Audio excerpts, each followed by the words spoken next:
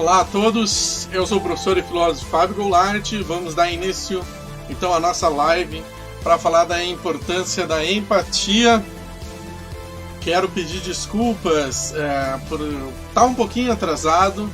Eu tentei colocar na hora aquele link que tinha programado e não funcionou. Como nunca funciona aqui comigo, eu sempre tento, nunca funciona, tá? Já vou parar a música. Parei a música aqui, só para não começar. Eu não gosto das lives que elas começam assim, paradas, né? E o pessoal olhando para o computador. Isso me incomoda um pouquinho, diríamos assim, né? Então aqui eu já começo com um movimento, já começo com uma música ali. O que eu quero pedir para vocês? Já tem 7 pessoas conectadas. Além das desculpas que eu estava falando ali, porque na hora que foi iniciar não funcionou de jeito nenhum o link programado. Eu tive que criar um novo aqui e aí funcionou. Como aliás sempre tem funcionado. Eu quero o comentário de vocês para como está a qualidade do som, da imagem, se está tudo ok, se está tudo certinho, tá? Coloquem aí. Porque o legal da live é justamente a interação, é o que difere dos vídeos gravados, né? Como é que tá indo a semana, como é que tá o isolamento? Ainda tem isolamento aí onde vocês moram, ou no final de semana os vizinhos já estavam tudo fazendo festa, churrascada para gastar o dinheiro do auxílio emergencial? Que falta de empatia, hein? Que falta de empatia. Vamos falar sobre isso. Aliás, aqui, ó, uma das coisas que eu quero falar com vocês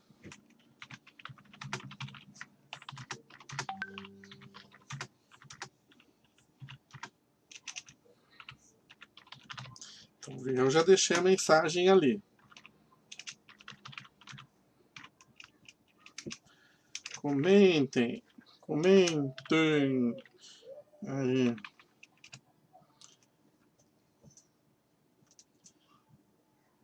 Uma das mensagens que eu quero começar aqui com vocês é a seguinte, ó. Até eu vou pegar, eu vou deixar no celular aqui os comentários, né?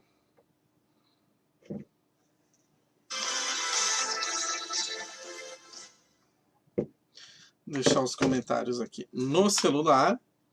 Enquanto isso, eu vou ler aqui com vocês, tá?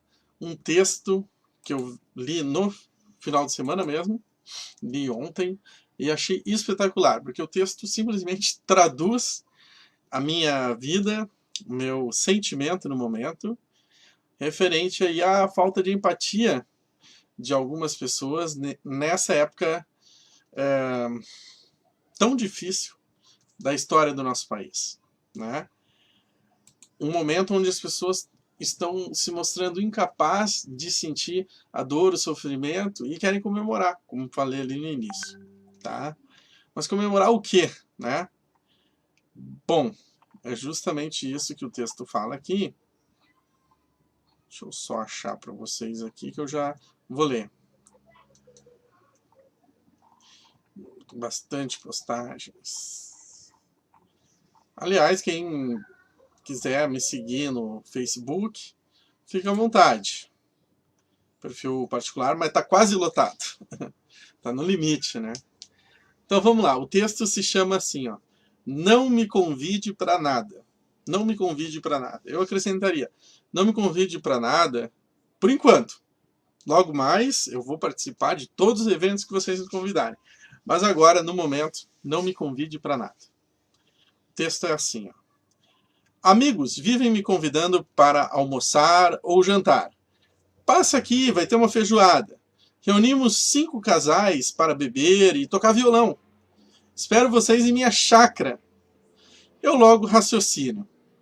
Só eu permaneço em isolamento? Fico duvidando da minha sanidade, achando que sou um idiota e que venho exagerando. De repente, estamos em casa, sem sermos avisados que o mundo inteiro já pisa na rua. Pelo jeito, nos tornamos os últimos a abandonar a quarentena. Leandro Carnal discerniu com categoria: enquanto a classe média suporta a monotonia monotonia. Quem está na pobreza aguenta fome. Não são tempos iguais para todos. Pausa para o meu comentário aqui. Gente, isso que o Fabrício Carpinejar, que é o escritor desse texto, traz, é muito pesado. E ele faz a colocação aqui do Leandro Carnal muito bem. O que as pessoas não estão aguentando nessa quarentena a ponto de ameaçarem a vida das pessoas próximas, das pessoas que mais amam, né, descumprindo as regulamentações. Eikon, tudo bem contigo? Quero ver teus comentários aqui, um dos caras mais inteligentes para quais já lecionei, fica à vontade. A classe média não está suportando a monotonia de ficar em casa, olhar para os gatos, ficar vendo o Netflix, mexendo na internet. Não está suportando, isso é horrível. Quer extravasar. Muitos ainda recebendo o seu salário em dia, e muitos que eu vi, além de receber o seu salário em dia, que era um salário por fora, estão recebendo indevidamente até o auxílio emergencial. Enquanto isso, os mais pobres, na casa apertada, sem os recursos, muitas vezes não conseguiu nem sequer o auxílio emergencial. E eu participo num grupo que a gente criou para ajudar o pessoal a receber o auxílio emergencial. E é muita gente que ainda não está conseguindo receber, mesmo com todas as características necessárias, né?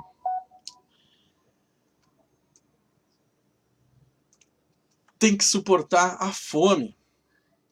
Então não há igualdade. Aquela história que o vírus é igual para todo mundo, definitivamente não é. Essa história está sendo muito diferente aí, de acordo com as classes sociais das pessoas. Essa foi uma grande falácia que se espalhou, que o vírus era igual e etc. Não. As pessoas mais pobres são muito mais duramente afetadas. Tá? Josemara também, minha querida, tudo bem, meu amor?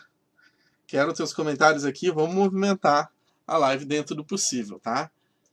Não quero só eu ficar falando, eu quero falar com vocês. Esse é o motivo da live. Então, eu preciso que vocês comentem aí, perguntem, falem da vida e etc. Seguindo o texto aqui.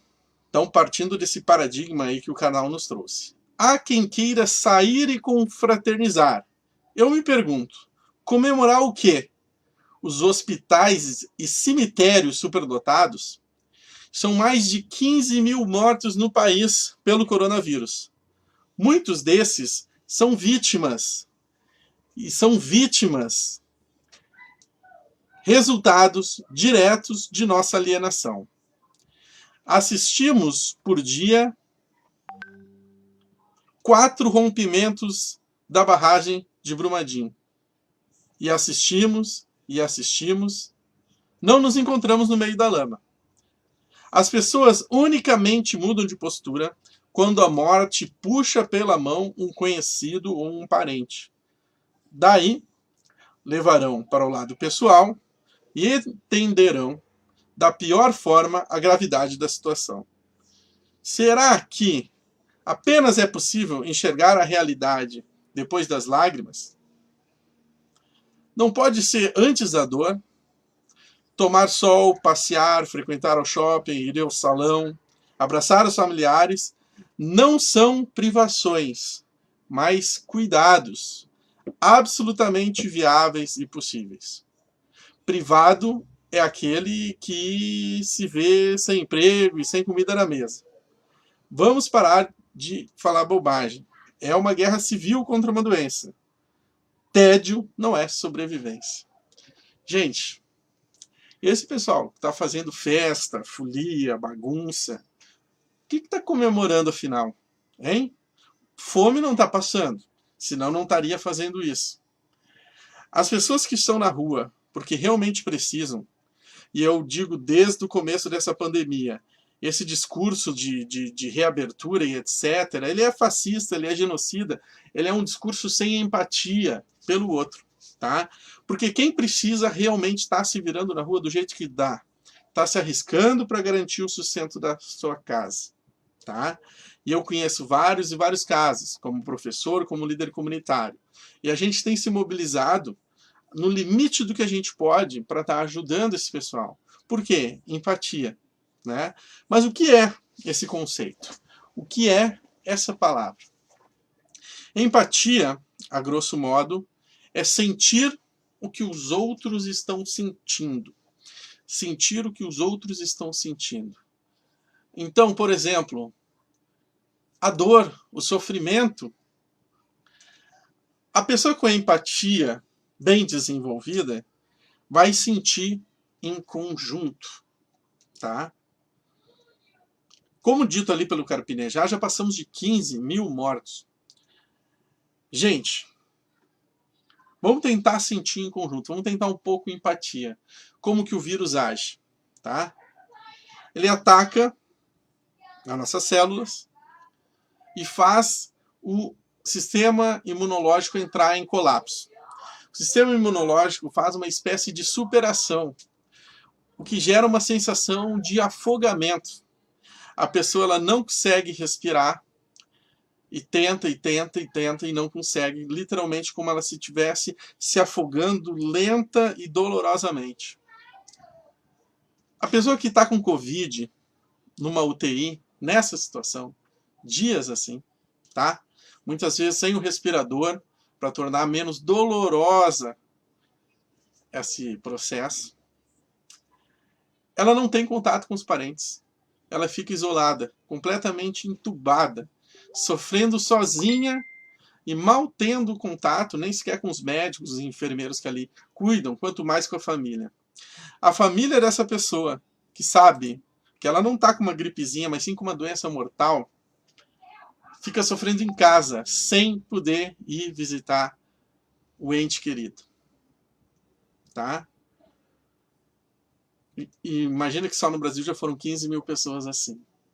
A morte vem lenta e dolorosamente da pior forma possível imaginada. Na hora de enterrar, o enterro é rápido, dura em média 1 minuto e meio ou 2. O caixão é fechado e a família não pode nem se aproximar. Em vez de tentar sentir em conjunto essa dor, esse sofrimento, milhares de brasileiros fizeram inclusive o contrário. Queriam espalhar que isso era mentira. Uma fake news descarada, que pegava um caso de um golpe do seguro de 4 anos atrás, tentaram distorcer para dizer que estavam enterrando caixões vazios. Gente, quem dera que fosse caixões vazios, quem dera. Mas não é. O que a gente vive é um pesadelo, e não é hora de negar. Eu sei que psicologicamente muitos acabam negando, né? Por uma questão até de autodefesa do próprio cérebro. Porém, outros fazem o famoso negativismo político, por questão ideológica, que é uma total vergonha, uma total falta de humanidade. Sentir com o outro essa dor, esse sofrimento. E é por isso que, como diz o Carpinejar, nesse momento não me convide para nada, que eu estou em quarentena. Tá? Eu, em momento nenhum, penso em estar sofrendo essa dor e etc. como a pior coisa do mundo. Eu penso em estar contaminando. Em primeiro lugar, não sou hipócrita, quem eu amo. Minha filha nasceu prematura, fez todo um acompanhamento ali nos primeiros anos da parte pulmonar, né? Imagina estar contaminando ela, fazendo ela passar um sofrimento, como todas essas pessoas já estão lá. Meus pais já são idosos, tem ali a questão do diabetes, da pressão alta e etc. Imagina, tá passando para eles algo assim. E eu penso qualquer pessoa desconhecida na rua, porque se uma mensagem o vírus nos passou, é que ninguém é uma ilha. A gente vive de forma completamente conectada, a sociedade é isso, E nossas ações, mais pequenas que sejam, como a de usar uma máscara, né, afetam diretamente a vida dos outros. Ah, mas a máscara é desconfortável. É. Ah, mas não tem paciência para ficar em casa. Pois é. Esse é o momento de ter empatia, de se tirar do centro do universo e pensar nos outros, né? E não só em si mesmo. Deixa eu ver quem mais está por aqui. A Mariana Marquesotti, seja bem-vinda. Também fique à vontade aí para deixar o seu comentário. Então eu quero ouvir de vocês o que vocês pensam, o que vocês acham. Não tenham vergonha de comentar, de perguntar, assim por diante. Enquanto vocês vão organizando aí as ideias de vocês, eu separei aqui 3, na verdade 4 vídeos de acordo com o tempo, de acordo com o nosso teto. Vamos fazer essa live e buscar fazer 1 hora, tá? A gente...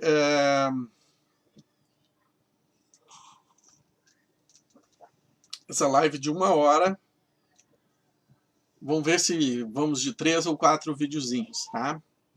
O primeiro vídeo é aquele famoso assim, desenhar para entender. Qualquer criança pode entender o que é empatia. E, aliás, é na infância que a gente tem que ensinar a empatia. E eu já vou dizer o porquê, tá? Então vamos lá, vamos assistir aqui. Deixa eu mudar a tela. Beleza.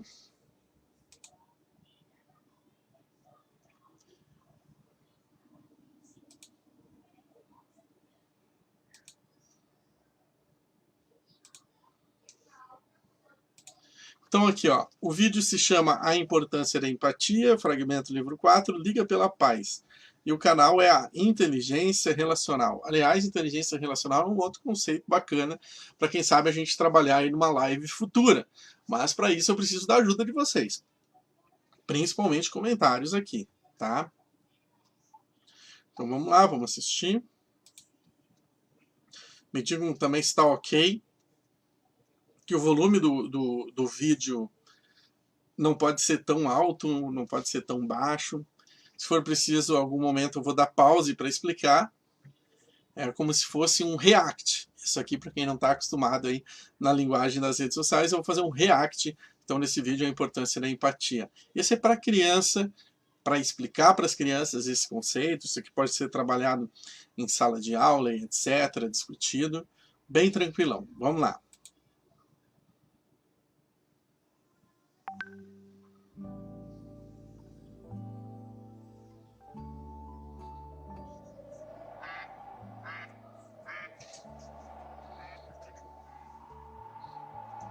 Uma das histórias que mais gosto de contar é sobre o dia em que eu conheci a Liga pela Paz. Foi um dia muito alegre e importante para mim, só que no começo dele aconteceram algumas coisas tristes. Eu estava no recreio, brincando de esconde-esconde com os meus amigos do 6º ano. Fui me esconder perto das crianças mais novas e resolvi fazer uma brincadeira com o Otto. Peguei os óculos dele, saí correndo e aí eu me escondi dele atrás do refeitório. Aí, né, eu fiquei de longe espiando o Otto sem enxergar nada, todo desesperado procurando os óculos. Na hora foi engraçado, mas depois ele ficou sentado no chão e começou a chorar. Os amigos dele chegaram e começaram a procurar os óculos.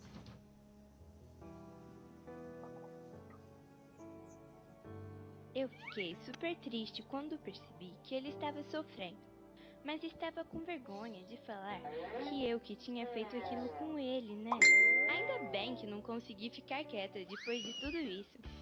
Eu tomei coragem e fui lá devolver. O Otto ficou super feliz. Ele nem ficou bravo comigo. Ufa! Eu perguntei se ele ia me dedurrar para a professora, mas ele nem deu bola para isso. Ele me apresentou seus amigos Amon e Alê da Liga pela Paz, que estavam ali com ele. Para completar, o Otto colocou os óculos em mim e perguntou como eu me sentia. Na hora eu enxerguei tudo embaçado e me senti mal, exatamente como ele estava se sentindo sem os óculos. O Ramon falou que a gente tem que se colocar no lugar da outra pessoa para tentar entender o que ela sente. E naquele momento eu estava no lugar do óculos sem os óculos. Nossa, foi louco entender isso. Aí a Lê disse que isso de se colocar no lugar do outro tem nome e se chama empatia. Legal, né? No começo foi meio difícil ter empatia, compreender as pessoas e tentar imaginar o que elas estão sentindo. Mas eu treinei bastante e continuo treinando com a ajuda dos meus novos amigos da Liga pela Paz. Hoje eu fico super feliz em ajudar a construir um mundo mais pacífico, com pessoas mais felizes. Então, pessoal, voltar aqui. Um dos conceitos que eu achei bem legal desse vídeo é relacionar a empatia com a felicidade. A felicidade nossa e a felicidade dos outros, tá? Isso eu achei muito legal. Por quê? Com mais empatia, a gente pode ser mais feliz por estar compartilhando mais os sentimentos com os outros e ajudando a superar situações difíceis, complicadas e etc. Tá? E também, com mais empatia, a gente pode trazer mais felicidade, no sentido amplo da palavra para a sociedade que a gente vive. Vou estar compartilhando aqui. Só um segundinho para vocês. Enquanto isso, aproveitem aí para comentar. Olha só, olha só. Ah, tá. Rosângela, seja bem-vinda. O volume tá ok, beleza. Sou muito grato.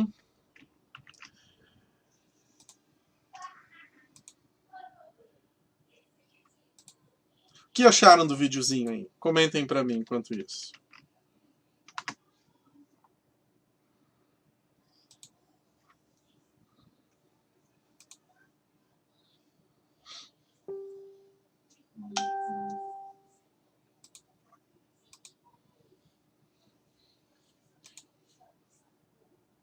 Uhum.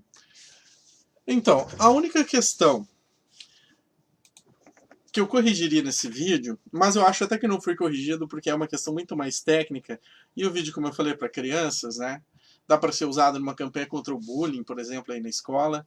Pega uma situação super corriqueira, um aluno ali do 6º ano, a gente sabe que 6º, 7º ano é difícil, porque eles estão na transição da infância para a adolescência, e tendo muita dificuldade, principalmente com sentimentos, questão hormonal, questão de nova posição na sociedade, e isso gera muitas vezes uma situação como aquela ali de bullying. O bullying é uma total falta de empatia, né, de um indivíduo com o outro, que tenta anular o outro, principalmente o sentimento. E ali mostrou a situação onde isso vai afetar, através de uma situação empática, a menina, né, e vai ela mudar o seu pensamento, a sua concepção, pedir as desculpas e assim por diante. Qual é a pequena questão conceitual que tem ali? Empatia não é se colocar no lugar do outro. Se colocar no lugar do outro é alteridade. Alteridade é se colocar no lugar do outro. Eu me lembro de um filósofo judeu, o Levinas, e ele questionava esse conceito da alteridade como se colocar no lugar do outro. Ele dizia que tinha um quê de nazista nisso, de tentar se colocar no sentido do outro. Por quê? Porque quando a gente tenta fazer esse exercício, o exercício da alteridade, de se colocar no lugar do outro, a gente faz isso carregando todos os preconceitos e ideias tortas que a gente pode ter na vida.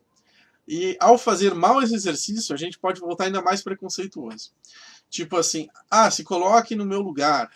Só que a pessoa, quando faz isso, se coloca no lugar do outro, pensando a partir das vivências que ela teve.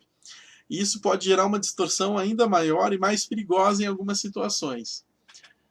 Então, o conceito de alteridade, se colocar no lugar do outro, ele é problemático. É aí que entra a importância da empatia. A empatia não fala simplesmente se colocar no lugar do outro.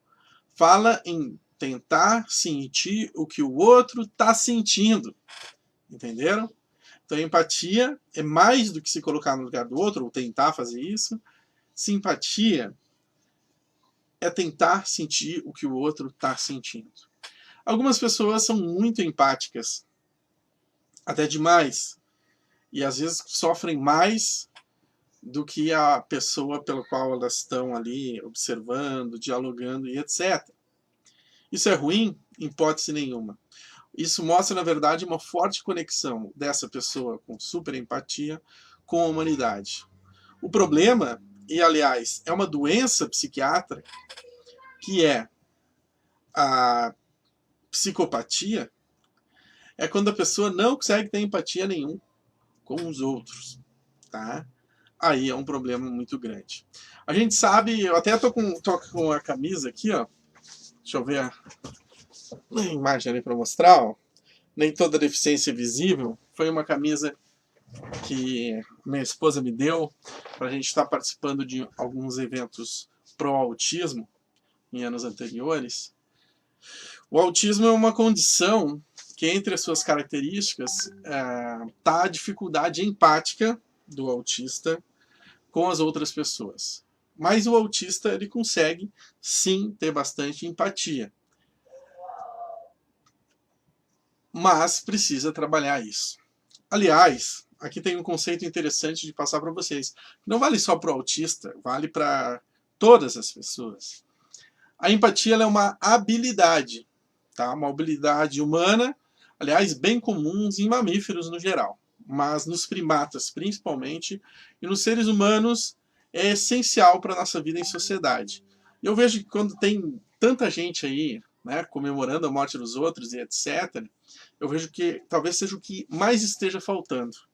Por isso, eu chego a dizer, né, que a empatia é revolucionária. Se a gente quer realmente mudar a sociedade, e a gente tem que entender e, de certa forma, até aproveitar esse momento de pandemia para isso, é praticando a nossa empatia, tá? Se privando um pouco das nossas vontades, desejos e etc., e praticando a nossa empatia. A sociedade realmente vai ser revolucionária quando for uma sociedade realmente empática. Empática com as pessoas com deficiência, empática com a natureza, empática com os animais, empática com as pessoas em necessidade. Se todo mundo conseguir sentir em conjunto, se todo mundo conseguisse ainda mais sentir uma coisa só, a gente poderia se ajudar de uma forma muito mais eficiente, coerente, racional. Tá bom? Vamos ver aqui, a Josemara botou: ninguém dá o que não tem. E com empatia, solidariedade e tantos outros sentimentos é a mesma coisa. É triste, mas é realidade. É verdade. Mas a grande diferença é que a empatia, por não ser simplesmente um sentido, um sentimento, a empatia, por ser uma habilidade, ela pode ser trabalhada. E já temos diversos estudos em diversas áreas, principalmente psicologia, psiquiatria, obviamente, mas até a própria filosofia da mente vai nessa direção. A gente já tem diversos estudos, tá, que mostram que a gente consegue trabalhar a empatia.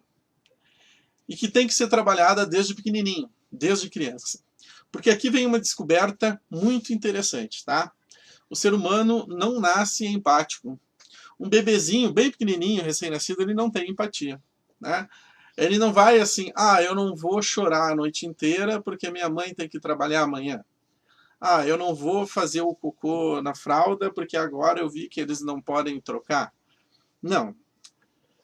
Essa percepção o ser humano vai trabalhando, como a mente, como os músculos, como diversas outras coisas, tá?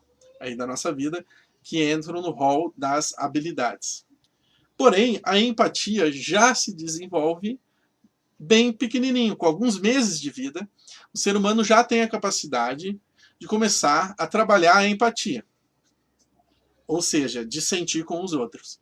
Vocês já devem ter visto imagem, ou até mesmo presenciado, a situação que um bebê se machuca, começa a chorar, e os outros, por exemplo, o bebê tá brincando ali, machuca a mãozinha e começa a chorar. Daí os outros bebês, ao ver aquela situação, começam a segurar a mãozinha deles também, assim, e chorar, né, quase como se tivessem se machucado também. O que é isso? Mostra que eles já estão praticando a empatia. Como eu falei, ela é uma característica comum nos mamíferos, principalmente nos primatas, principalmente na espécie humana. Então dá para dizer que ela foi uma vantagem evolutiva que surgiu ao longo dos milênios e que nos mantém vivo e que ajuda a desenvolver a nossa sociedade, tá? Mas, como eu falei, ela é habilidade. Então, assim como a criança, a gente tem que incentivar ela a caminhar, incentivar ela a caminhar, incentivar ela a caminhar, até que, enfim, ela aprende a caminhar.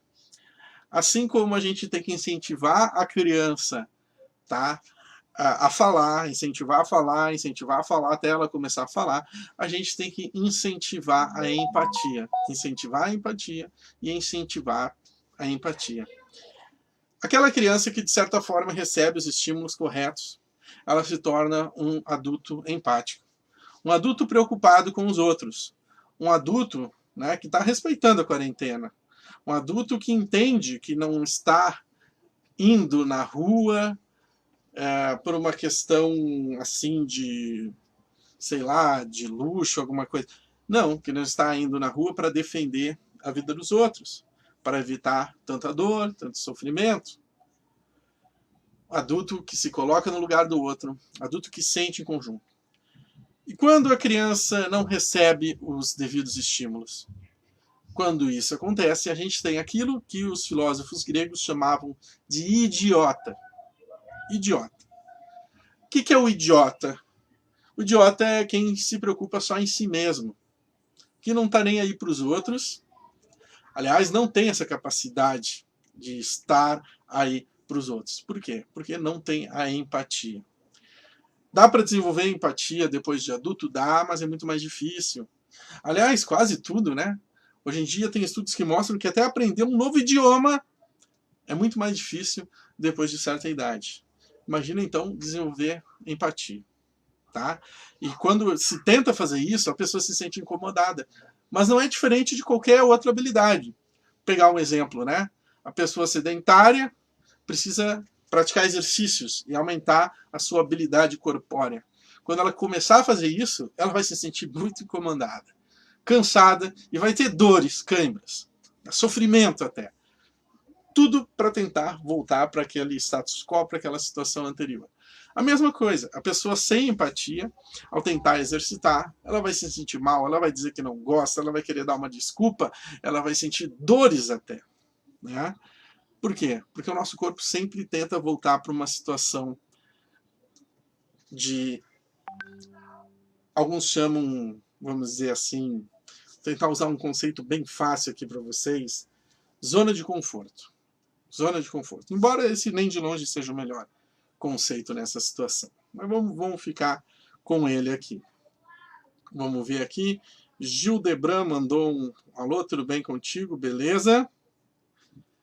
Então, visto isto, vamos para o próximo vídeo. Esse é um vídeo que ele está em inglês.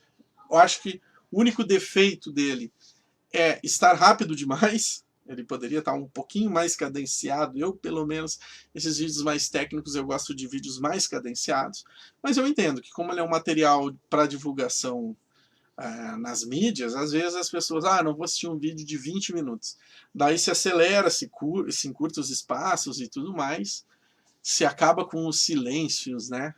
Se acaba com os silêncios do vídeo e fica quase uma informação acima da outra para o vídeo ficar menor e prender mais o público. Eu acho isso um problemão, porque o silêncio é de uma importância incrível para o pensamento. Então a gente precisa de pausas, precisa de respiros, para nossas ideias realmente fluírem. Vamos aqui para o próximo vídeo, então. Ele se chama A Importância da Empatia.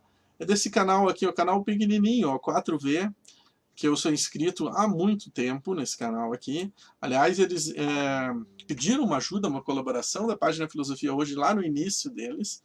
e eu compartilhei bastante material. Esse vídeo aqui é de 2007 e vamos lá assistir, tá bom? Prestem bastante, obviamente, ele está em inglês, mas está tudo legendado, tá?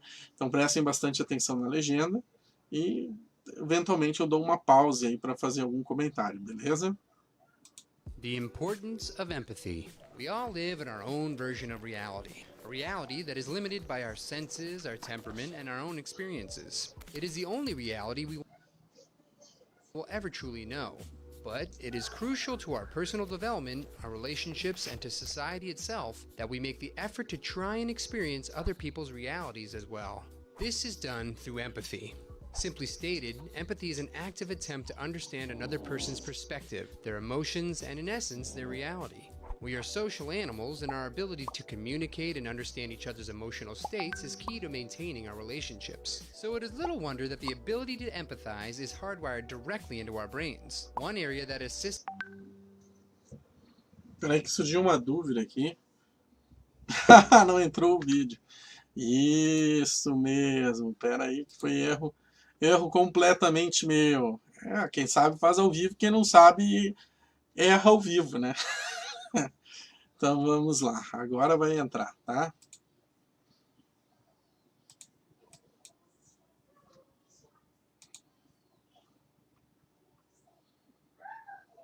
The importance of empathy. We all live in our own version of reality. A reality that is limited by our senses, our temperament, and our own experiences. It is the only reality we will ever truly know. But it is crucial to our personal development, our relationships, and to society itself that we make the effort to try and experience other people's realities as well. This is done through empathy. Simply stated, empathy is an active attempt to understand another person's perspective, their emotions, and in essence, their reality. We are social animals, and our ability to communicate and understand each other's emotional states is key to maintaining our relationships. So it is little wonder that the ability to empathize is hardwired directly into our brains. One area that assists in this process is the right supramarginal gyrus, which helps us to distinguish our own emotional state from that of another person, and plays a key role in our ability to observe and assess what other people are experiencing. Studies from Neuron Science Journal suggest that we have systems of mirror neurons in our brains that cause us to mimic the actions of others. That is why when we see someone yawn, we will often yawn in reply. And when we observe someone experiencing joy or pain, we experience the same sensation to a certain extent. But these reactions are primarily driven by subconscious reflexes. In order to be truly empathic, you have to actively think beyond yourself and your own concerns. You can develop this empathic skill by practicing some simple habits. Be observant of others. We tend to spend the majority of our day dwelling on ourselves, caught up in our own daily routines and digital distractions. But taking the time to observe others around you is a good first step in developing your empathy. Watch and wonder. Try to focus on the person's state of being rather than categorizing or labeling them. Ask yourself, what kind of day are they having? How are they feeling? Challenge yourself to genuinely care about their well-being. Curiosity about others is the first step to expanding your empathy. Aqui, então, tem uma dica, né? De como a gente pode trabalhar. Gente que já é adulto, para nós, né? Que já somos adultos. Como que a gente pode tentar trabalhar a empatia? E aqui tem a questão tirar os rótulos, e isso é difícil, e tentar observar as pessoas e perguntar: o que você tem sentido? Essa é uma das perguntas que eu gosto de fazer bastante para os meus alunos lá no ensino fundamental, né? O que tu sentiu quando leu esse texto? A maioria responde automaticamente nada, porque a escola, infelizmente, ensina as crianças a não sentirem. E a família, muitas vezes, ensina a esconder os seus sentimentos. Então, é uma sociedade, a gente vive uma sociedade que reprime o sentido das pessoas. Então, quando a gente faz essas perguntas e começa a buscar o que realmente os outros sentem, e começa a mostrar que a gente se importa pelo que os outros sentem, aí é a chave daquela revolução que eu falei que a empatia pode trazer. Em nenhum momento estou dizendo que isso é fácil, mas estou dizendo que isso é necessário, né? Não adianta a gente só ficar reclamando, a gente só ficar se xingando. Está observado, é fácil de ver a falta de empatia, a falta de amor ao próximo, a falta de solidariedade, a falta desses sentimentos, e também é sabido por todos o quanto eles são importantes. Eu acho que talvez o mais difícil nesse processo de ser mais empático, nesse processo revolucionário da empatia, é, vamos dizer assim, a gente ensinar as pessoas que os sentimentos delas importam, né? Porque, de certa forma, a sociedade vai sempre mostrando o contrário, né? Que nossos sentimentos não importam. A gente precisa cumprir nossos papéis sociais, precisa trabalhar, né? Aliás, vejam se não está por trás do discurso de muitos aí que faltam com a empatia, né? Querem voltar a trabalhar, querem voltar a cumprir o seu papel social como se nada tivesse acontecendo. Por quê? Porque são ensinadas a isso. São ensinadas que o seu sentimento, que o sentimento dos outros não importa. Importa cumprir a sua função enlouquecidamente. Isso é um mal-estar civilizatório assim de altíssimo calibre psicossomático. Vamos lá, vamos continuar aqui. Empathy. Use active listening. During a conversation, especially a heated one, most people formulate the response before the other person even finishes their statement. This form of communication is more verbal combat than an exchange of ideas or opinions. Avoid this reflex by slowing down. Rather than rushing to reply, take a moment to consider the other person's statement. Ask follow-up questions to better understand what the speaker intended. Try to understand their emotional state and the deeper motivations behind their statement. What life experiences led them to their current worldview? Remember, you don't need to share someone's opinion in order to understand it and acknowledge it. And listening will help inform and expand your own opinion. Open up. Aqui vem algo bem importante, né? Ali, o que acontece? Eu discutia muito na internet. Vivia assim, ó, batendo boca. Na época se usava o termo onar, então era importante onar os adversários e tal. E foi uma época em que a página fervilhava de gente, né? Chegava a ter mais de 1 milhão de acesso no mês. Era Por quê? Porque as pessoas, de certa forma, queriam isso. E eu ia atrás na onda fazendo essa babaquice de o quê? De fomentar não debates, nem muito menos diálogos na internet, mas sim monólogos, né? Porque não importava o que a pessoa postasse ali de resposta, eu já tinha uma outra resposta na agulha para colocar e superar. E eu notava que, às vezes, ficava uma competição de que a pessoa sempre queria dar o último comentário, mesmo quando eu já tinha desarmado todos os argumentos dela. E eu achava aquilo ali o máximo. Com o tempo fui aprendendo que era uma grande tolice, que nada acrescentava, que me desgastava, que provavelmente desgastava ainda muito mais a pessoa que ali estava. Falta de empatia, porque houve até situações que depois, reavaliando, eu pude perceber que a gente estava dizendo a mesma coisa, só que com linguagens tão diferentes, tão incompatíveis, que simplesmente ficava só o prazer da disputa, do bate-boca. Uma linguagem agressiva e completamente desnecessária que nada acrescentava. Por quê? Porque em nenhum momento, como a expressão que está bem aí na tela para vocês, né? Fábio Fleck, salve, salve. Estava falando aqui das discussões, esse Fábio Fleck aqui, outro camarada que a gente adorava participar desses bate-bocas, né? A questão do se abrir, né? Se abrir, ser empático aí com os outros. Eu sempre digo, e hoje eu ensino isso para os meus alunos, principalmente lá no ensino médio, né? Que a gente tem que ouvir os mais variados pontos de vista, mas isso não significa aceitar os mais variados pontos de vista.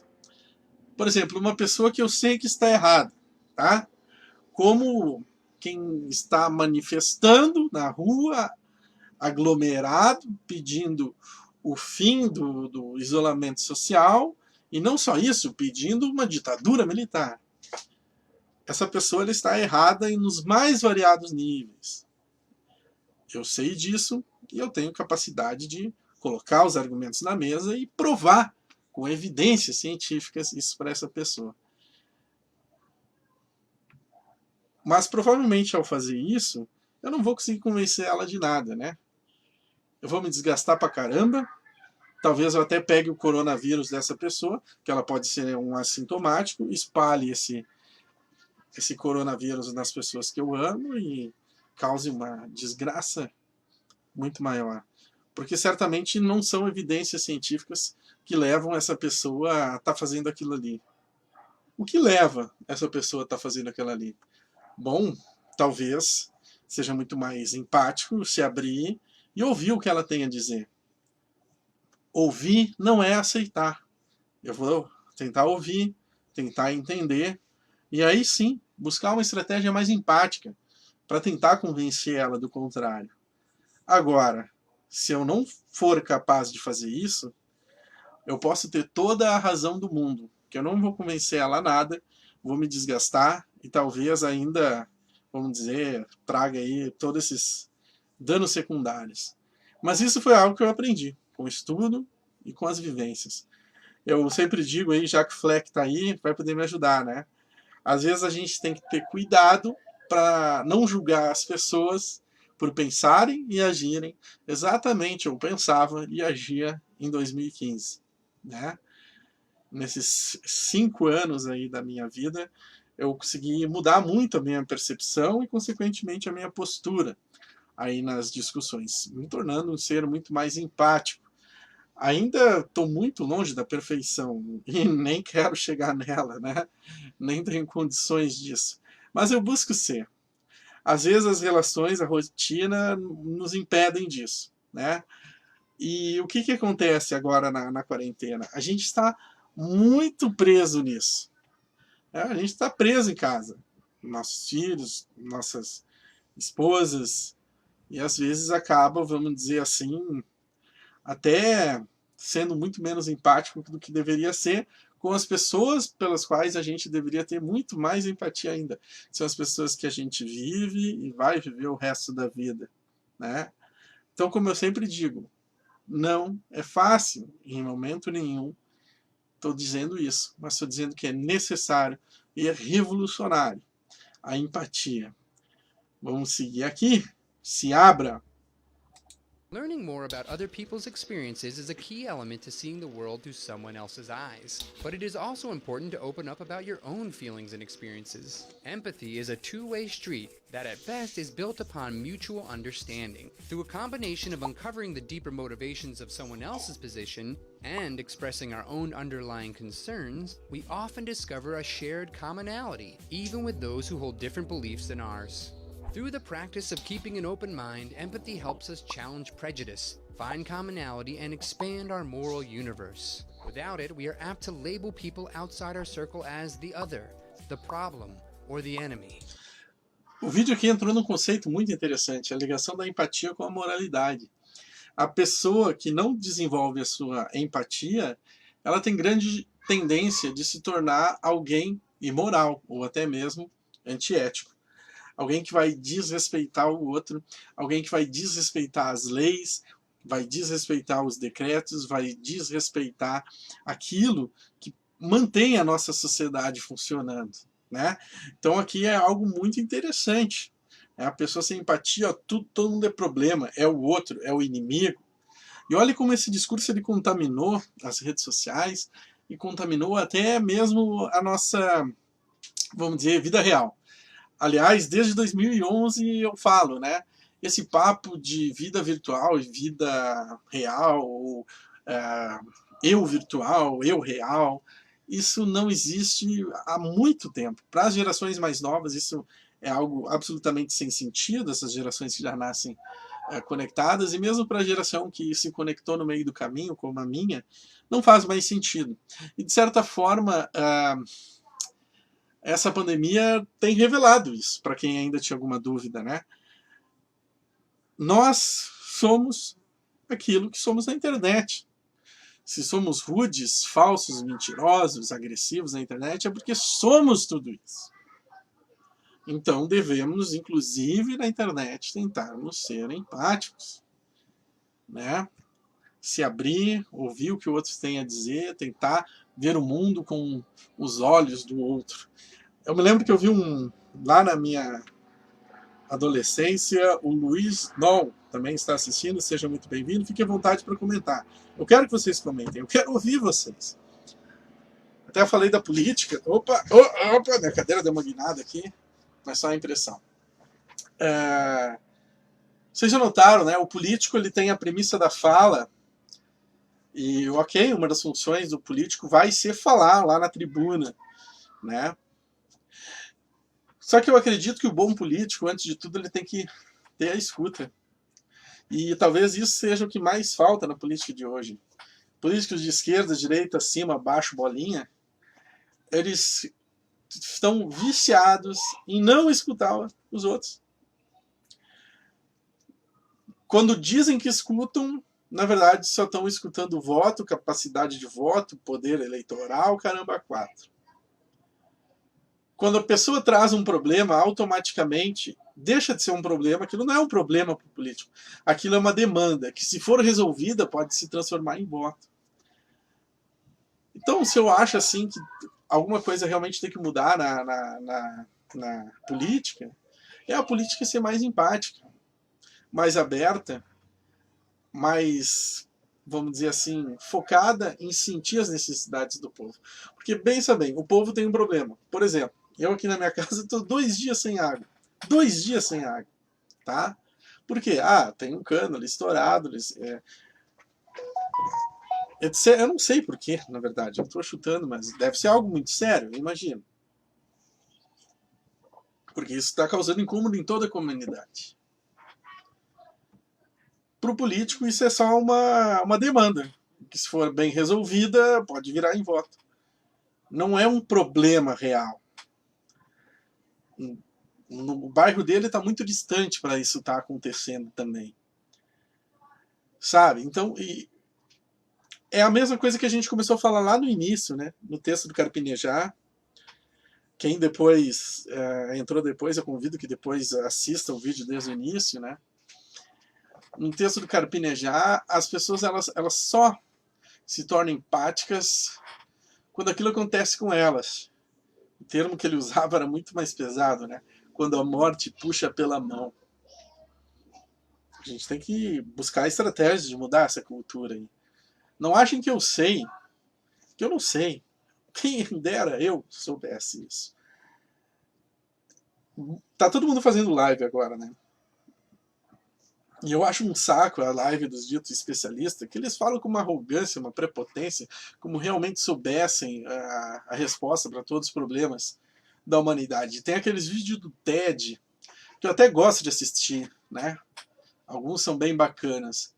Mas, no geral, são de uma arrogância, de uma prepotência, né? O palestrante, ele termina... É que são coachings, na maioria. No final da palestra, parece que assim que... Daí tu pensa, esse palestrante, ele sabe resolver todo o problema do mundo. Não sabe nada. Não sabe nada. E o próprio formato esse da palestra, ele é asqueroso e anti-empático, né? A palestra tinha que ser o contrário. A pessoa tinha que sentar ali, né, em círculo, para começar, onde todo mundo olhasse um no olho do outro, e as pessoas fossem falando ali. E aí eu queria ver o palestrante se virar com as demandas reais da vida real das pessoas. Aí o troço ia ser interessante. Aí eu ia gostar de ver. Mas isso não vende, né? O que vende é o palestrante bem arrumado, bem apessoado, aquele português afiadíssimo que ninguém usa nem no mundo real, resolvendo os problemas em 10 minutos de discussão. Aliás, tem até um TED que explica como os TEDs funcionam, que contam a estrutura, etc., onde entra a piada, onde entra a relação com a vida real. Aquilo é tudo um psicologismo, assim, né? Que eu acho asqueroso. Vamos ver aqui que eu tenho um comentário grande. Primeiro, mandar um salve para a Eduarda, que está ao vivo. Eduarda Salvalho, isso, seja bem-vinda. E o Fábio Fleck aqui mandou: uma das coisas que a rede social permite é um comportamento de moda e também um comportamento de manada. Quando entramos com toda a força lá no começo, anos atrás, foi assim sem saber usar direito este poder de comunicação, e fomos aprendendo. Em grande parte, queríamos desfazer o senso comum, e muitas vezes até replicávamos isso. Mas com o tempo fomos melhorando, inclusive aprendendo sobre a empatia e também deixando de lado as tretas. Era outro termo que a gente usava, né? A gente entrava numa treta da internet com o objetivo de onar o adversário. Cara, isso é tão 2013. Embora esses termos nem são mais usados na rede, a prática ainda continua. E aí é a manada, né? O movimento de manada é um psicologismo e, na verdade, tem muita gente que usa isso a seu favor o tempo todo. Por exemplo, eu vou narrar uma estratégia que é muito comum naqueles que buscam multiplicar esse pensamento de manada. É usar a seguinte estrutura, tá? Nos seus vídeos, textos e etc. Primeiro, se apresenta um problema. Esse problema, ele nem sequer precisa ser real. Se não for real, tu vai ter que ter o trabalho de aproximar ele da vida das pessoas. Mas se tu quiser um caminho mais fácil, tu pega um problema real. Sei lá, o latrocínio, que sempre assusta, principalmente a classe média. Por quê? Porque o problema do tráfico de droga, da falta de saneamento, da falta de assistência aos serviços básicos, esse pouco importa a classe média e as elites. Está muito distante, né, do condomínio. Agora, o latrocínio, ele tá ali, ele bate a porta, ele pode chegar a qualquer momento. Daí tu pega o latrocínio, apresenta, pode usar falácias de apelo emocional, né, todo quanto é tipo de argumentos psicossociais. Aí tu vai apresentar uma solução fácil, rápida e simples. Pena de morte, por exemplo. Porém, tu vai mostrar que essa solução, ela não funciona exatamente como deveria funcionar. Ok, mas se tem o problema, tem a solução, como assim ela não funciona exatamente como deveria funcionar? Ela não funciona exatamente como deveria funcionar porque tu não está no poder. Então tu vai pedir para essas pessoas que compraram o teu argumento até aí passarem a te apoiar a partir disso. Essa estratégia argumentativa, psicossocial, anti-empática, ela vem sendo usada aí por muita gente. Entre elas, talvez o mais bem sucedido no momento é o presidente da República, Jair Bolsonaro, que faz isso seguindo um outro cara que usa a mesma estratégia, que é o astrólogo Olavo de Carvalho. Aliás, eu chego a dizer que manda muito mais do que muitos imaginam, tá? E que o Bolsonaro, em vários assuntos, em várias pastas, simplesmente segue o ordem do seu guru. Um maníaco e anti-empático que nem sequer mora no país e que fica espalhando as suas insanidades na rede. Vamos lá, vamos terminar esse vídeo aqui. These labels draw lines in the sand that prevent us from moving forward or growing. It cuts us off from the realization that the human experience is a shared experience. We have much more in common than we think, and are really just seeing small variations of the same reality. Então, esse final aqui é épico, né? É o que eu estava falando de viver em conjunto. Ali fala em compartilhar experiências. Ok? Beleza? Estamos falando da mesma coisa. É só assim que a sociedade vai mudar, que a política vai mudar, que o pensamento humano vai se revolucionar e que a gente vai conseguir viver melhor. Quando a gente conseguir ter empatia e viver em conjunto, em viver com os outros. Assim, o problema de um se tornará o problema de todos. E, gente, o vírus Covid-19 é, vamos dizer assim, a exemplificação natural máxima disso. O problema de um é o problema de todos. A pessoa anti-empática, a primeira coisa que ela vai dizer é que ela não é grupo de risco, que ela tem histórico de atleta, que se ela pegar é só uma gripezinha e que ela não vai morrer. Talvez tudo isso seja verdade, e é o que a ciência, de certa forma, até aponta. Porém, isso mostra que ela não está nem aí para o problema da humanidade, que ela não está nem aí em estar contaminando outras centenas, dezenas, milhares. Por cadeia, porque essa pessoa ela está contaminada, ela é sintomática, ela espalha para mais 3 ou 4, que para mais 3 ou 4, que para mais 3 ou 4. Entende? Né? Então, esse tipo de pensamento mesquinho, etc., é o que a gente tem que superar com a empatia. E pensando em conjunto, o problema de um se tornar o problema de todos. Se é o problema de todos, todos podem ajudar a compartilhar. E todos são sempre mais fortes do que os indivíduos isoladamente, né? O social é sempre mais forte que o individual, tá? Dito isso, comentem aí à vontade. Deixa eu ver o que já temos de tempo aqui. As pessoas estão sentindo. A gente chegou na previsão de 1 hora, mas vamos extrapolar ela, né? Vamos assistir esse vídeo aqui, talvez um outro também que eu estava pensando. Porque uma coisa, na verdade, eu já tinha visto das últimas lives, né? Eu conseguia trabalhar com esse meu nível de comentário, de adendos e etc. em 1 hora e 2 vídeos, né?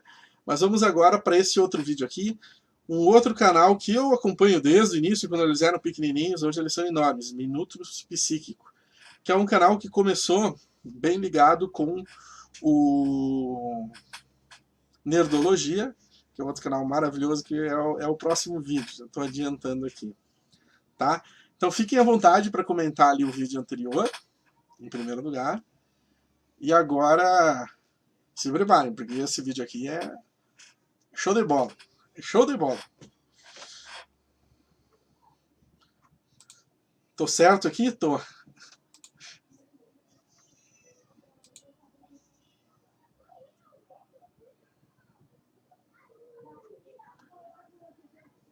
Qual emoção você acha que essas pessoas estão sentindo?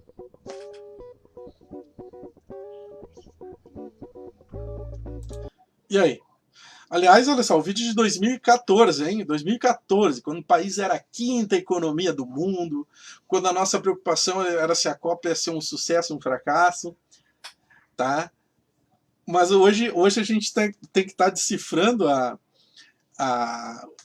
o sentimento das pessoas com essa imagem. A gente tem que estar decifrando o sentimento das pessoas só pelos olhinhos. Até esses dias eu estava no supermercado, daí ficou um senhor me olhando assim, e daí eu, né, sorrindo assim, mas eu me esqueci que estava com a máscara. E daí eu não sabia se ele estava me cumprimentando ou o quê. Eu fiquei na dúvida e fiquei constrangido pra caramba. Porque ainda não estou ainda muito assim a decifrar o sentimento das pessoas só pelo olhar, né? Vamos ver aqui. Que sensação, que emoção é essa?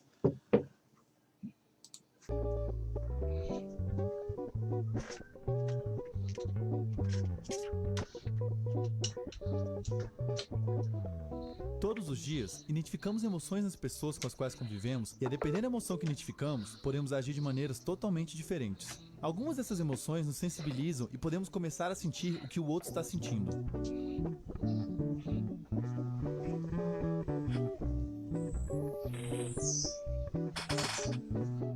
Chamamos na psicologia de empatia a capacidade de sentir e compartilhar as emoções de outras pessoas. Quando empatizamos com alguém, passamos a sentir emoções parecidas com essa pessoa e temos consciência de que nossas emoções no presente resultam da nossa percepção ou de imaginar as emoções de outra pessoa. As bases dessa capacidade já se manifestam em nós desde que nascemos praticamente. Por exemplo, é comum que bebês chorem ao ouvir outros bebês chorando. Embora a empatia seja comumente considerada uma das capacidades mais caracterizadoras do que é ser um humano, o que sabemos é que pelo menos outros animais, como ratos, pombos e macacos, também apresentam reações emocionais a partir das emoções de membros da sua espécie. Embora seja provável que as nossas reações sejam diferentes em muitos aspectos. Também damos o nome à capacidade de identificar e atribuir pensamentos, crenças e desejos às outras pessoas. Chamamos essa capacidade de teoria da mente ou mentalização.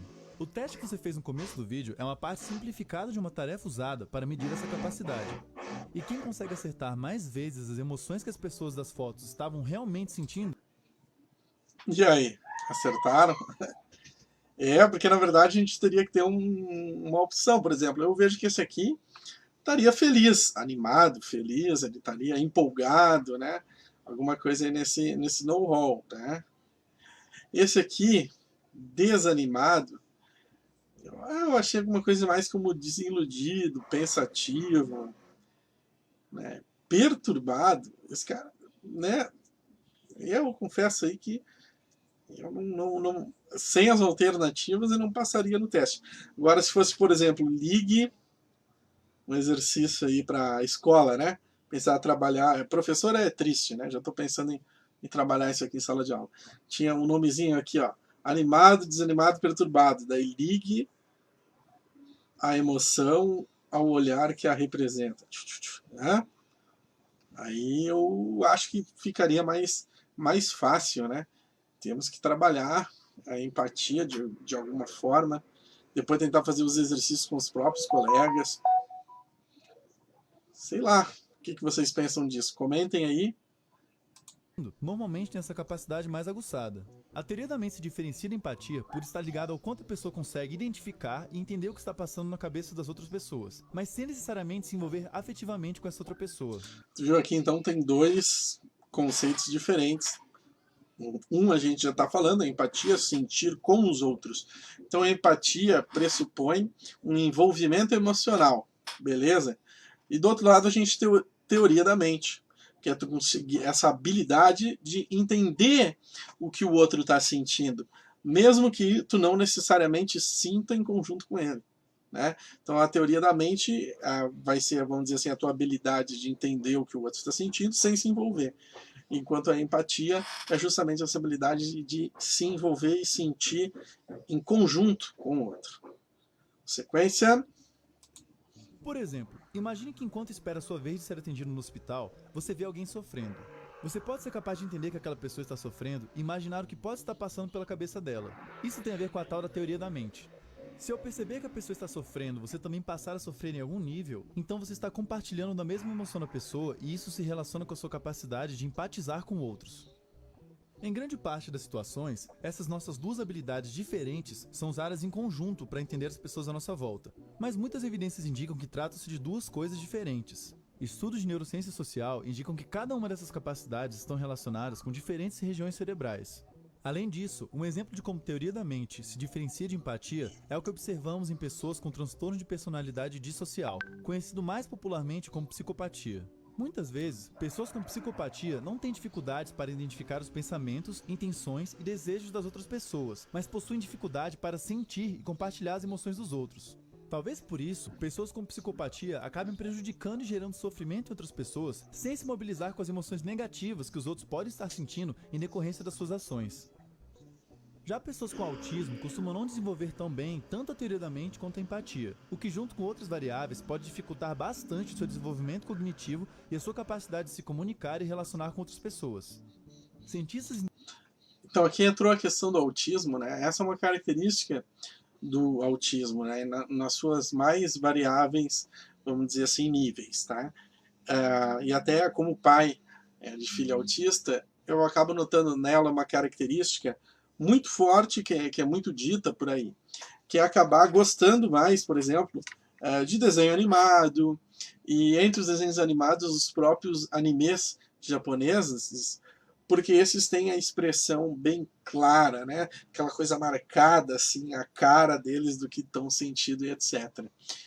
O autista, quando ele entende, vamos dizer assim, o sentimento do outro, ele tem muita empatia, muita compaixão, tá? Às vezes até muito mais do que a média das pessoas que não estão dentro do espectro. Então o autismo ele sente muito, ele sofre muito, até com coisas que não está no espectro não entenderia tamanho sofrimento, porém ele de início apresenta uma certa dificuldade acima da média de estar decifrando isso, mas quando decifra é avassalador. Aí eu acho assim que, eu não estudei a fundo isso, mas que fica complicado exatamente então de falar que o autista tem uma dificuldade em ser empático. Eu acho que não. O autista, vamos dizer, usando os mesmos conceitos aqui do vídeo, ele tem uma dificuldade, vamos dizer, de compreender a linguagem corporal e a teoria da mente. Né? A teoria da mente, vamos dizer assim, e a linguagem corporal são um pouco mais difíceis de ser decifrado para um autista, mas quando ele sente de uma maneira devastadora, até em relação a quem não está no espectro. Não sei. Eu teria que estudar mais a fundo, eu teria que conhecer melhor esses conceitos. Como a gente está falando de ciência, eu teria, vamos dizer assim, também de ter evidências empíricas que corroborem para aquilo que eu estou dizendo, ou que, vamos dizer assim, desmintam. Eu tenho um comentário aqui, vamos ver, sempre privilegiar os comentários. A Vani Vasconcelos, seja muito bem-vinda. Ela botou: o Facebook é um meio de comunicação excelente. As diferentes pessoas lá se encontram e as diferenças ideológicas, culturais, sociais, antropológicas, religiosas, econômicas e outras mais vão se encontrar. E com isso os conflitos se intensificam.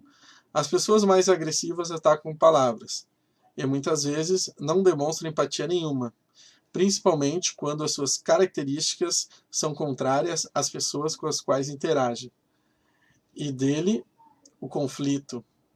E dele conflito. Dele conflito. Além disso, há de se considerar as diferentes personalidades e suas peculiaridades. Ah, com certeza, Vani. Mas o que eu penso do Facebook? Que essas diferentes personalidades, elas acabam se anulando e migrando para uma só, ou para um rol de algumas, vamos dizer. Então, por exemplo, geralmente as pessoas começam a replicar, através até do próprio sistema de compartilhamento, né? As pessoas vão compartilhando ali as coisas, né? E elas acabam, em vez de, vamos dizer assim, demonstrarem ao mundo a sua personalidade, elas acabam se identificando, se agarrando e replicando uma personalidade falsa de uma outra pessoa, pelo qual elas se identificam com alguns pontos e em pouco tempo acabam replicando ou falsificando os seus próprios pensamentos, né? E acabam se tornando um gado da manada, né? Simplesmente seguindo o seu mestre, seguindo o seu líder, ou aquilo que, quando eu comecei meus estudos sobre as redes sociais, lá em 2010, usando aquela linguagem que eu usava lá, seguindo o rei do seu feudo virtual. Então, tu teria, vamos dizer assim, os influencers, né, essas personalidades que vão agariando as pessoas e replicando de maneira viral, e esse é o termo mesmo que se usa, né, esse gene maldito, que é o meme, né, e assim replicando através do meme a sua identidade nos seus seguidores, que se tornam um público acrítico como o gado da manada, né? E esse comportamento, ele está na esquerda, na direita, cima, baixo, bolinha, em todos os aspectos políticos e até mesmo nas pessoas despolitizadas. Poucos e raros são aqueles na internet que buscam fazer com que os outros pensem com a própria cabeça. E eu confesso que eu comecei esse processo, vamos dizer assim, a partir ali de 2015, quando realmente eu comecei a perceber e questionar o que acontecia ali nas redes sociais. Isso foi muito importante e gratificante para mim, mas perdi seguidores, né? A página Filosofia hoje, ela chegou a ter 115 mil seguidores, e hoje tem 98 mil, simplesmente por essa mudança de postura. Eu parei de querer ser um influencer e tentar vencer os outros, derrubar com argumentos e tal, e passei a tentar ser uma pessoa mais preocupada em estar entendendo os problemas do mundo e buscando soluções, né? Isso me acabou me transformando em menos youtuber e mais filósofo, propriamente dito. E hoje até mesmo político, né? Uma das coisas que eu vi que chamou muito a atenção de várias pessoas ali é o fato de eu ser pré-candidato a prefeito em Porto Alegre. E sou mesmo, e estamos montando, estudando, porque o nosso foco é um plano de governo. Mesmo se for outro candidato, vai estar defendendo aquelas ideias ali. Quais ideias? Ideias que partem de uma criação coletiva e colaborativa, que vão priorizar, entre outras questões, uma sustentabilidade ambiental, econômica, empática e humanizatória, né? É vamos dizer assim, uma ideia completamente nova, completamente revolucionária nesses parâmetros, tá? E aí, dentro desse contexto, eu acabo me tornando pré-candidato a prefeito. Isso ainda não está definido dentro do partido, tem mais pelo menos 4 pré-candidatos, mas como o meu foco é o projeto de governo, mesmo que eu não seja o escolhido, minhas ideias vão ser defendidas por essa pessoa que vier nos representar. E caso seja eu estou me preparando, cada dia que passa, a estar participando dos debates. E principalmente, e essa que vem a minha diferença, porque se eu não for candidato a prefeito, eu vou ser a vice, se não for a vice, eu vou a vereador. Tá? A minha diferença em relação aos outros políticos que aí estão é justamente estar disposto a ouvir as demandas de vocês. E não simplesmente estar trazendo um conjunto de ideias prontas, né, um conjunto de ideias prontas e mentirosas, porque não vão poder ser cumpridas. Tá? Então, vamos lá, vamos dar sequência. Agradeço muito aí o comentário da Vani. Deu para dar uma digressão bem interessante, né? Vamos terminar aqui o vídeo do Momentos Psíquicos. Eu peço desculpas, né? Os vizinhos estão fazendo alguma obra, alguma coisa aqui, estão um ruidinho aí no fundo, mas eu creio que o mais importante aqui, que são as ideias, essas estão em alto e bom som.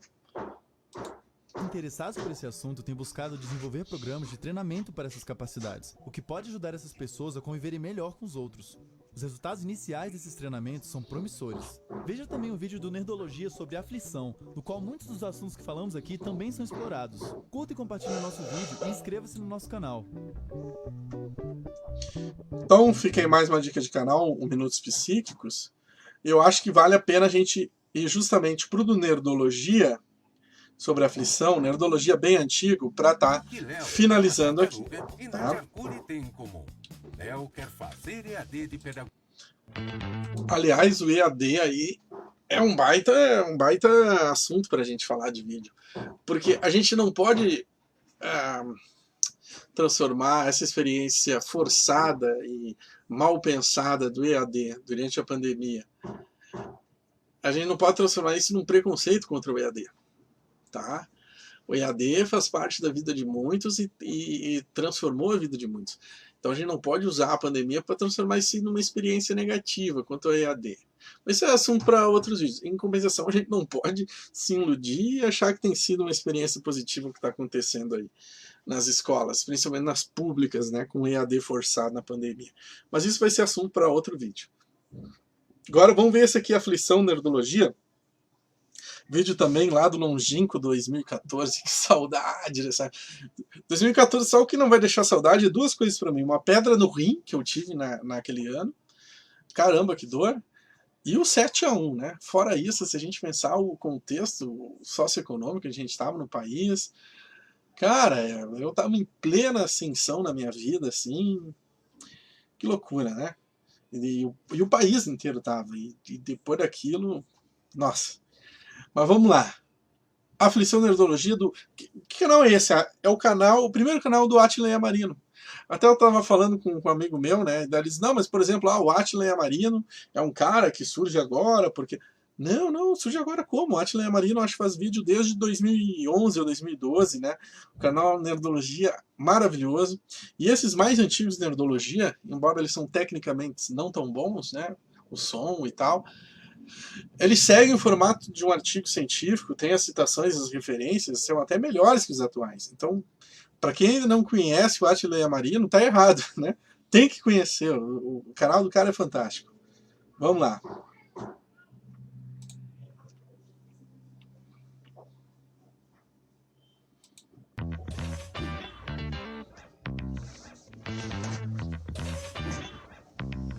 Sejam bem-vindos ao Nerdologia. Eu sou o Átila, biólogo, pesquisador e sempre sinto vergonha alheia.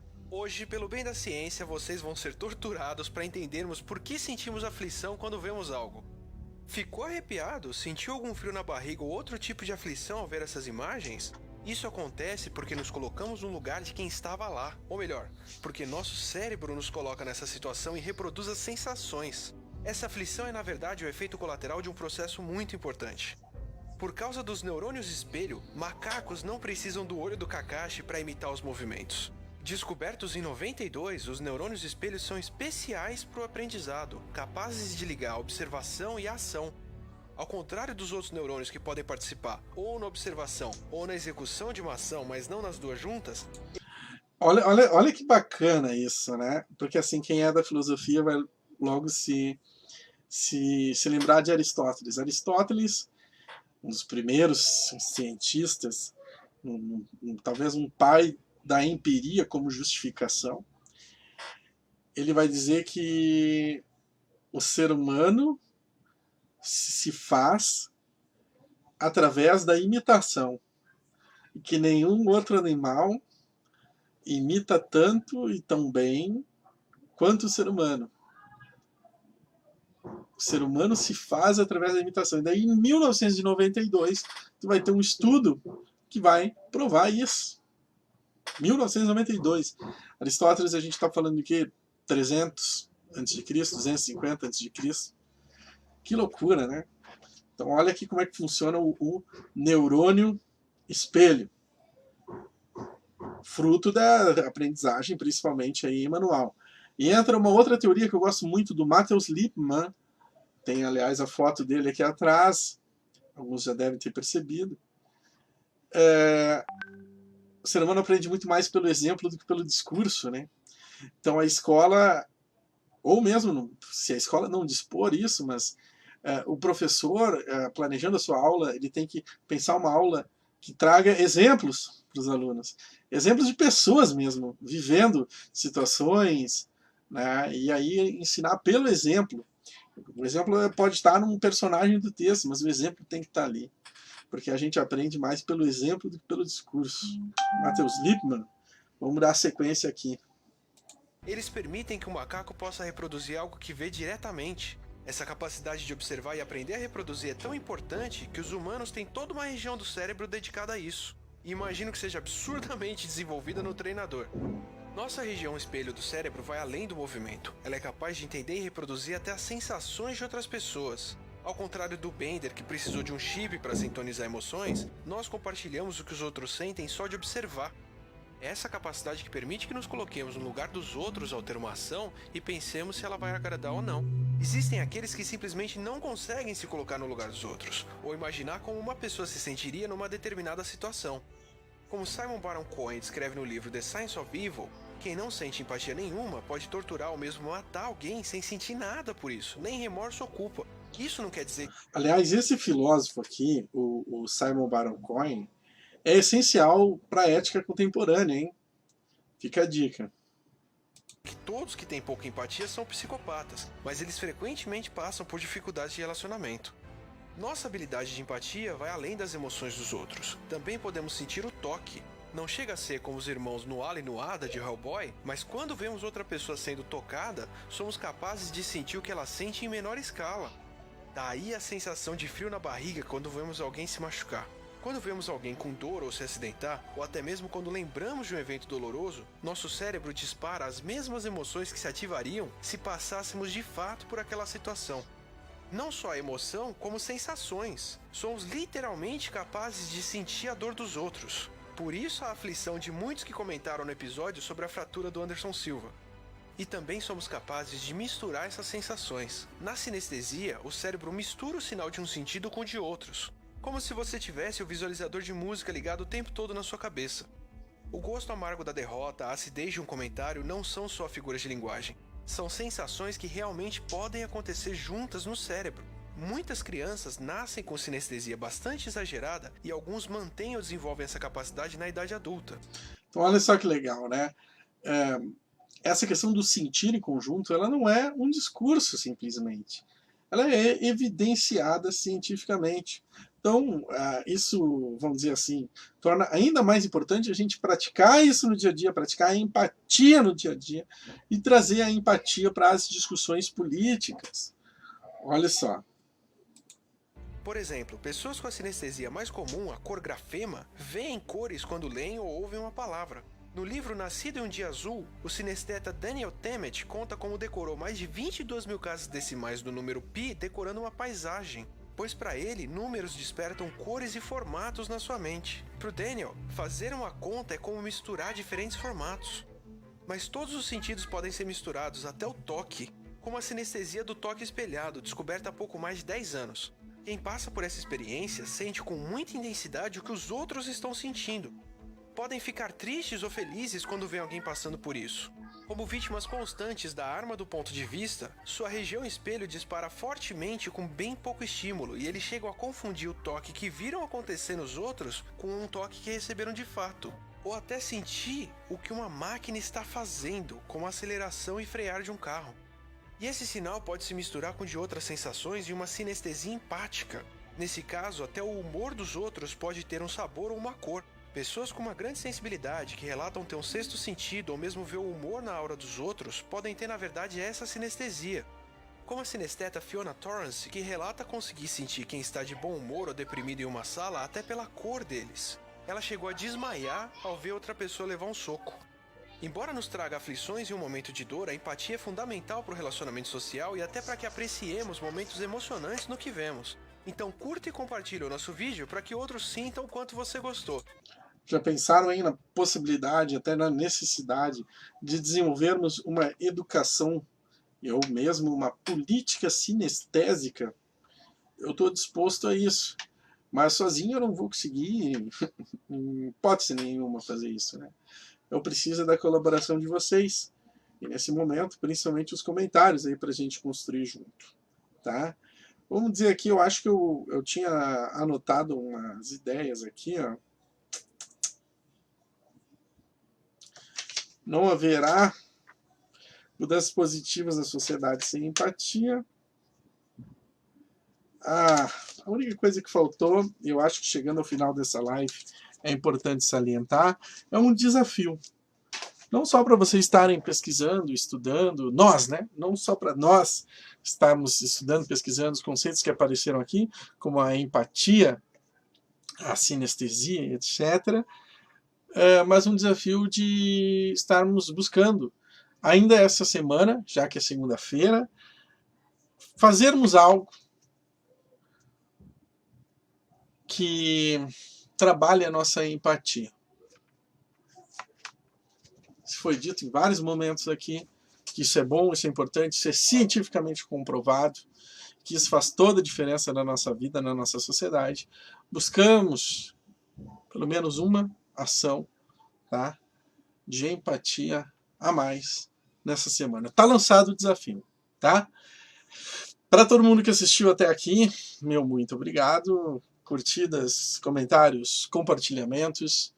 E eu defini, tá definido, eu vou fazer live nas segundas e nas sextas, tá? Essas lives mais longas, complexas. Na segunda, para buscar algum assunto que veio à tona no final de semana. E sim, no sábado eu me deparei com o texto aquele do Carpinejar. No domingo teve o Fantástico. No sábado de noite, não vou mentir, teve uma bagunça aqui dos vizinhos que me deixou louco. Então, esse assunto da necessidade da empatia nesse tempo de pandemia surgiu no final de semana, vídeo na segunda. E o vídeo na sexta para discutir todas as tretas, né, Fleck? As tretas que surgiram aí ao longo da semana. Infelizmente, o nosso governo, que não é nada empático, tem nos dado tretas a semana inteira. Então a gente faz na segunda e na sexta, e também porque, tá? Vou dizer aqui para vocês, quando tudo isso passar, e vai passar logo, e minha rotina voltar, entre aspas, normal, é na segunda e na sexta, que eu, nas minhas 50 horas de trabalho semanais, tenho ali umas horinhas livres, tá? Então vai ser na segunda e na sexta, eu acho que fica ideal assim. Certo? Últimas considerações, últimos comentários, coloquem aí, antes de finalizar o vídeo. Eu estou vendo aqui no meu celular, o vídeo está com um delay, assim, uns quase 30 segundos em relação ao que eu estou falando. Então, isso é louco, né? Porque, tá ao vivaço, mas pelo menos pelo que eu estou observando no meu celular, está uns 30 segundos de delay. Então, eu vou fazer um pouquinho de silêncio aqui para nossa reflexão e fico aguardando os comentários aí de vocês antes de estar finalizando, tá bom? Enquanto isso, já vou fechando a janela, porque hoje fez um dia quente em Porto Alegre. E a noite vai ser muito fria. Nosso outono está sendo mais outono do que nunca. Que vem uma primavera linda em todos os sentidos. O brabo que antes da primavera tem o inverno, né? Eu adoro frio, mas poeticamente falando, isso é problemático.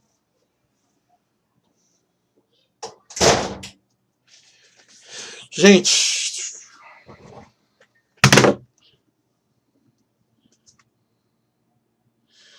agradeço a todos, gratidão. E vamos construir junto aí ideias para Porto Alegre melhor, para o mundo melhor. Obrigado, valeu e até a próxima.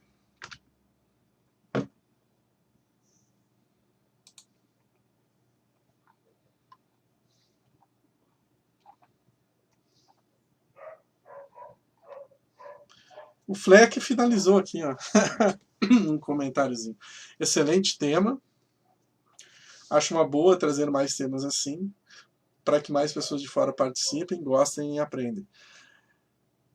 É para, assim, ó, se a gente, uma política diferente vai ser uma política que sinta com as pessoas, tá? Uma política de alteridade, de empatia, acima de qualquer outra coisa. É isso que a gente realmente precisa, sabe? Às vezes se discute tanto modelo econômico e tal, mas se as pessoas tiverem empatia e estarem vivendo, sentindo em conjunto, as pessoas conseguem resolver os problemas de uma forma muito mais rápida, suave, com aquilo que tem, sabe? Porque as pessoas parecem que têm esse surto messiânico de esperar algo sempre maior e de fora, e não querem sair da sua inércia, né? É triste. Mas vamos, como eu falei, construir em conjunto. Sozinho ninguém faz nada. Até a próxima!